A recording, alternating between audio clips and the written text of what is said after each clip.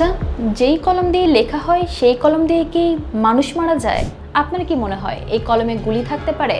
প্রথম দেখায় মনে হতেই পারে এটি খুব সুন্দর স্টিলের একটি কলম, ওপরে একটি পুশ বাটন আছে, সামনে একটি নিবেল আছে, সবই ঠিক আছে। কিন্তু ভুলটা ভাঙবে তখন যখন দেখবেন এর ভেতরে কালি নয়, বরং রয়েছে তাজা বুলেট। স্রেফ একটা মোচড় দিয়ে বাটনে চাপ দিলে বেরিয়ে আসে প্রাণঘাতী 0.22 ক্যালিবারের গুলি। একেই বলা হচ্ছে পেন গান বা কলম পিস্তল। পুরান ঢাকায় এক যুবদল নেতাকে হত্যা চেষ্টায় এই অস্ত্র ব্যবহার করা হয়েছে, যা জনমনে নতুন করে আতঙ্ক ছড়িয়েছে।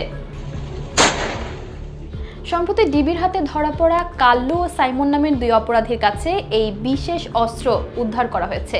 জানা গেছে মাত্র ৮০,০০০ টাকা এটি কেনা বেচা হচ্ছে। দেশের দক্ষিণ পশ্চিমাঞ্চলে উগ্রবাদী জনগোষ্ঠীর হাতে এই অস্ত্র ব্যবহারের খবর পাওয়া গেছে। আইন শৃঙ্খলা রক্ষা বাহিনীর মতে এটি বর্তমান অপরাধ জগতের এক নতুন উদ্বেগের নাম, কারণ যুক্তরাষ্ট্র, মেক্সিকো বা ইউরোপের অনেক দেশেও এই ধরনের গোপন অস্ত্র শনাক্ত করা বড় চ্যালেঞ্জ।